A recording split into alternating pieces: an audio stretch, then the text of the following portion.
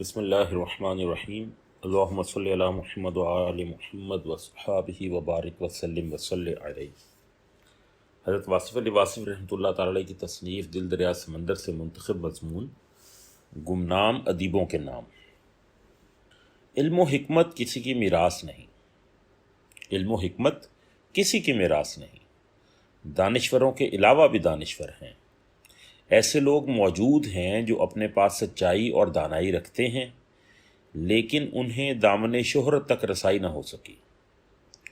وہ جن کے افکار کسی اخبار یا رسالے کی زینت نہ بن سکے۔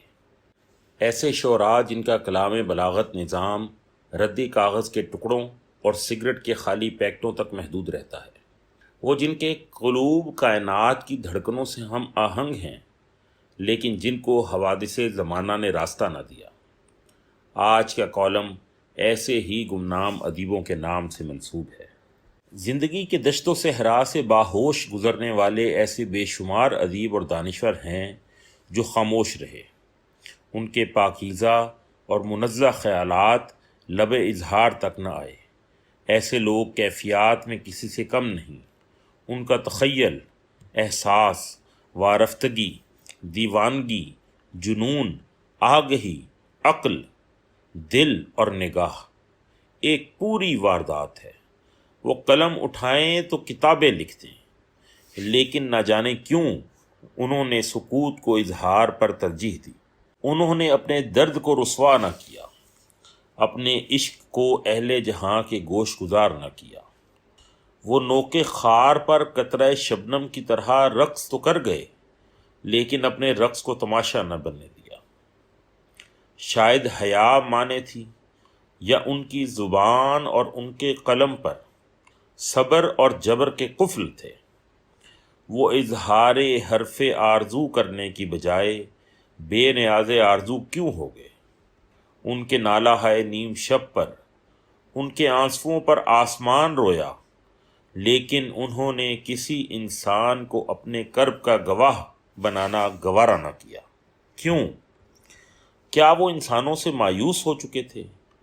کیا ان کو کسی پر اعتماد نہ تھا؟ کیا انہیں کوئی قابل اعتماد غم خار نہ ملا؟ وہ گویائی کے مالک تھے، فصاحت و بلاغت رکھتے تھے لیکن وہ گونگے کیوں بنے رہے؟ وہ خاموش طوفان بپا کیوں نہ ہوا؟ وہ علم و آگہی کے چراغ تو تھے لیکن سہمے سہمے، مدھم مدھم۔ وہ مجسم شعر تھے، سراپا غزل تھے، مکمل ادیب تھے، دانشور تھے لیکن وہ خاموش رہے۔ کیوں؟ آخر کیوں؟ یہ بہت بڑا کیوں ہے، یہ بہت بڑا سوال ہے۔ آج کا نہیں، صدیوں سے چلا آ رہا ہے، اپنے جواب کا منتظر۔ اس سوال کا جواب اس لیے نہیں دیا گیا کہ وہ لوگ جن کے پاس جواب تھا وہی تو گمنام ادیبوں کے حقوق اظہار کی راہ میں دیوار تھے۔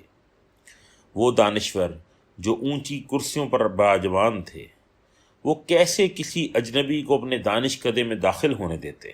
کہتے ہیں کہ کوئی کسی کا راستہ نہیں روک سکتا، دریا اپنا راستہ خود بنا لیتے ہیں۔ بجا ہے دریا اپنا راستہ خود ہی بناتے ہیں لیکن اس کنارے کی طرف جس پر بند نہ باندھا گیا ہو۔ راستہ لینے کی بات نہیں، راستہ دینے کا ذکر ہے۔ جب سر پر آسمان گر جائے، پاؤں تلے سے زمین نکل جائے تو راستہ لینے کی صلاحیتیں مفقود ہو جاتی ہیں اور انسان اپنے تمام حقوق کے باوجود گمنام رہنے ہی میں عافیت محسوس کرتا ہے۔ اپنا حق لینے کی استعداد ہر صاحب حق کے پاس نہیں ہوتی۔ مجبور انسان اپنے جائز حقوق سے دستبردار ہونا ہی اپنے حق میں بہتر سمجھتا ہے۔ گمنام ادیبوں اور گمنام شعراء کی کاوشیں کسی نہ کسی کے نام سے شائع ہوتی رہیں۔ خوش بختی نے بد بختی سے اس کا فن خرید لیا۔ یہ کس کا حق تھا، دینے والے کا یا لینے والے کا؟ اس کا فیصلہ مشکل ہے۔ کہتے ہیں کہ ایک گمنام ادیب کے مرنے سے کئی نامور ادیب مر جاتے ہیں۔ اس سماج میں کتنے ساغر صدیقی لٹتے رہے، اور وہ اس لیے خاموش رہے کہ انہیں بولنے سے کچھ حاصل ہوتا دکھائی نہ دیتا تھا۔ صاحب تخلیق کوئی اور ہے، صاحب دیوان کوئی اور۔ گمنام ادیب غریب نہ ہوتا تو گمنام کیوں ہوتا؟ دانشوروں کی عزت و توقیر میں خدا نخواستہ کمی مدعا نہیں، واللہ نہیں۔ مدعا تو اس کی عافیت ہے جس کے پاس دولت احساس ہے، جوہر تخلیق ہے لیکن اس کے فن کا سہارا نہیں۔ وہ بکتا ہے، لٹتا ہے اور حرف شکایت زبان پر نہیں لاتا۔ اسے امید کا کنارہ نظر نہیں آتا، وہ فن سے کنارہ کش ہو جاتا ہے اور گمنامی کے اندھیروں کو اپنا نصیب سمجھ کے چپ ہو جاتا ہے۔ غور سے دیکھا جائے تو ہر انسان گوہر نایاب ہے، ایک در مکنون ہے۔ ہر آدمی کے پاس شرف ہے، سب کی گٹھری میں لال ہے، سب کے آنگن میں چاند اترتا ہے، سب کے سر پر سایہ افلاک ہے، سب کے پاؤں کے نیچے وہی زمین ہے۔ سرمایہ خیال ہر ذہن کے لیے ہے، دولت احساس ہر دل کے لیے ہے۔ ہر زبان گویائی رکھتی ہے، ہر نظر کو نظاروں سے لطف اندوز ہونے کا یکساں حق ہے۔ جو بیان نہیں کرتا وہ بھی صاحب بیان ہے، اور جو دیوان چھپ نہیں سکتا وہ بھی دیوان ہے، مکمل دیوان، مرصع و معلّہ۔ کتنے ہی مصنف اس انتظار میں مر گئے کہ ان کا کلام ان کی زندگی میں چھپ سکے، لیکن کیسے؟ زندگی میں جن ادیبوں کا کوئی پرسان حال نہیں ہوتا، مرنے کے بعد ان کے دن منائے جاتے ہیں، بڑی دھوم دھام سے لنگر تقسیم ہوتے ہیں، مقالے پڑھے جاتے ہیں، ان کے مزار پر چادریں چڑھائی جاتی ہیں۔ گمنامی میں مرنے والے ادیبوں کو مرنے کے بعد دانش کدے کا معزز رکن نامزد کر دیا جاتا ہے۔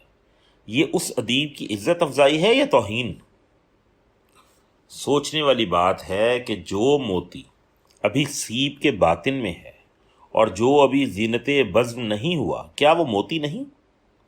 جو پھول صحن چمن میں نہ کھل سکا، کیا وہ پھول نہیں؟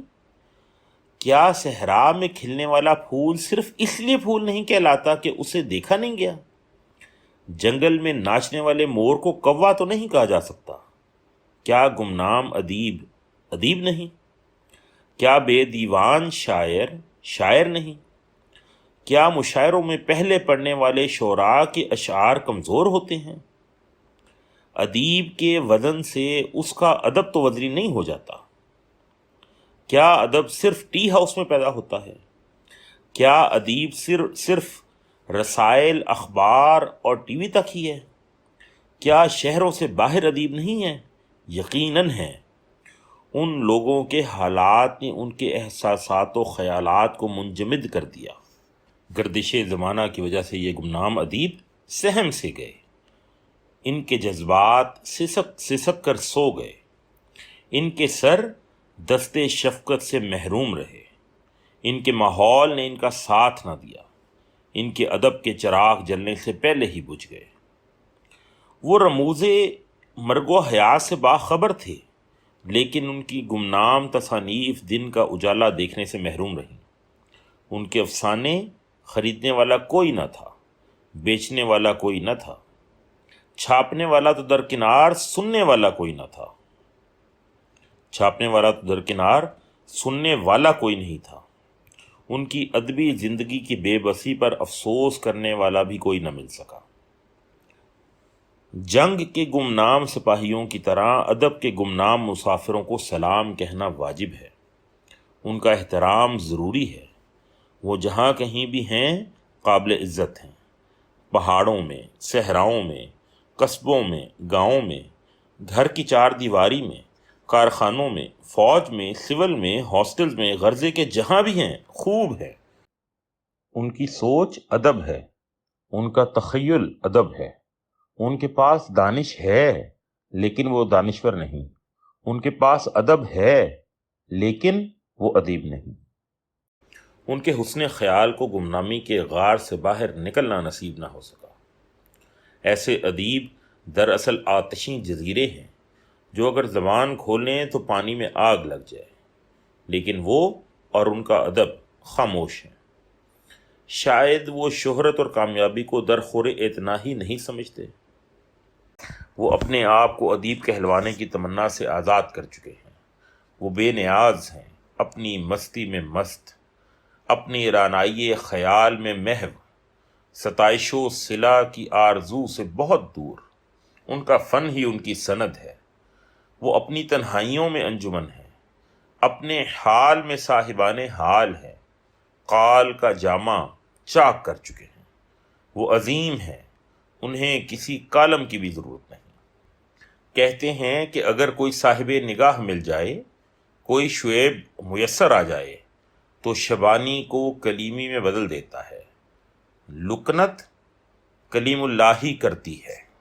جس ہیر کو وارث شاہ مل گیا، وہ ہیر گمنامی کے اندھیرے سے ایسے نکلی کہ ادب کے آسمان پر آفتاب و ماہتاب بن کے طلوع ہوئی۔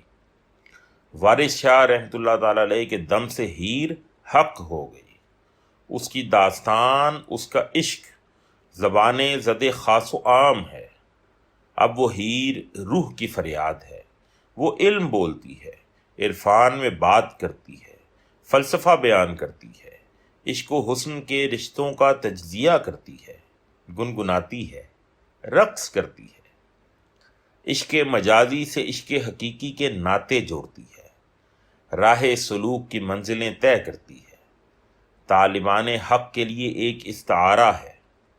لیکن سوچنے والی بات ہے کہ کتنی ہی ہیریں اپنے وارث شاہ کے انتظار میں خاموش بلکہ فراموش ہو گئیں۔